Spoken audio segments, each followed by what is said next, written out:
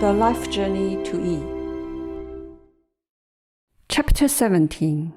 The Riverbed of Fate. After my sensing ability was strengthened, I had less weird dreams. However, in a weird dream in 2003, I saw the riverbed of fate. The astonishment and the shock it brought to me gave me a different understanding on fate. Fate is an eternal subject for people. Some people believe in fate and are keen on fortune-telling, whether in good times and adversity. They believe that the life incidents that people cannot change are arrangements of fate. In good faith, this cannot be called ignorance, but a kind of helplessness. People are passionate about fortune-telling and changing their lives because they are eager to get rid of the helplessness in life. Others do not believe in fate and resent fatalism. Suppose one person is destined to have a successful career. If this person just accepted the fate and waited for decades, he would achieve nothing. Suppose another person is destined to live till 70 years old. If this person just did not believe in fate and jumped from a high building tomorrow, then he would not live for 70 years. Where is the fate then? Therefore, some people infer that fate is arranged by me instead of by heavens. In fact, like death, fate is already there waiting for you from the moment of birth of the physical body, believe it or not. In that strange dream, again, I found myself floating in the air. However, the scene was different from any previous ones. Looking down from the air, I saw a lot of bright and tortuous line segments, each with a beginning and an end, like a winding riverbed. When I appreciated these line segments conscientiously, I realized what those bright lines were, and I felt frozen by the surprise and shock. These riverbed-like segments are actually the epitome of the time and space of people's lives, starting with birth and end with death. These segments are the riverbeds of fate. What is fate? Fate is the maximum value of comprehensive life benefits for each of us in the world of the sentient beings. The world in which we live. Everyone's fate is different from others because the maximum value is different. The world of living creatures is a vast and delicate system of energy balance.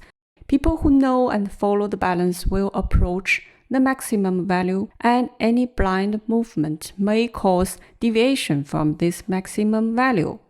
A person's life is like a bucket of water in this riverbed flowing from the beginning to the end. Both overflowing and diversion are misfortunes of fate. In the worst case, the water cannot even reach the end. As in the example above, jumping from the high building does not negate the fate of life. However, for normal people, it is in line with their benefits.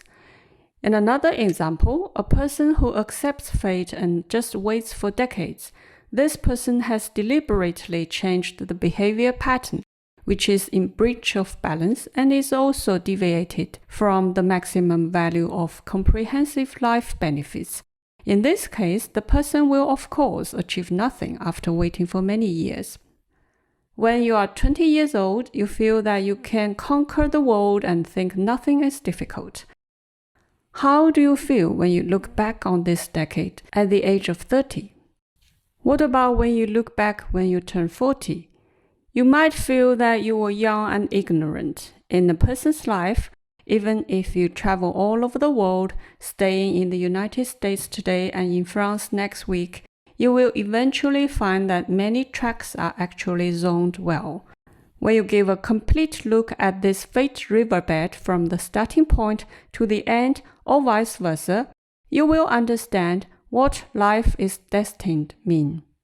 Your life trajectory cannot run out of your riverbed. After that encounter with Cheng, I learned how crucial the choice of energy field to a person's life. However, I only saw half of the truth.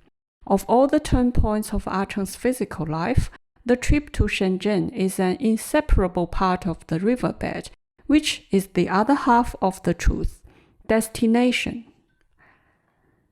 Neither Grandma's soft-cover notebook nor Mr. Wang, the fortune teller, can surprise me today. The 8 characters of horoscope or other fortune-telling skills are like a simulation of fate and should not be regarded as very mysterious. They just help to deduce a trend like the meteorological software does, which cannot ensure that the weather would be the same as forecasted. Therefore, I do not recommend fortune-telling. When the e-body is not yet awakened, fortune-telling can only cause misleading. That is why the more you have fortunes told, the less fortunate your life may become. To know fate well does not mean that there is nothing to do in the face of fate. It is often said that try your best and accept your destiny, and I would like to say, accept your destiny and try your best. People's life experience is also the result of the interactive balance of the energy fields. The stronger field will take an advantage in this interaction, which is also one of the factors affecting the fate. Everyone has their own energy field. To awaken the E-body will provide you more advantages in your energy field. E is the benign adjustment of fate. In other words, after knowing the destiny and you can still try your best, you will for sure become a wise person in life. The adjustment of fate does not mean overturning change, nor does it mean to do whatever we want.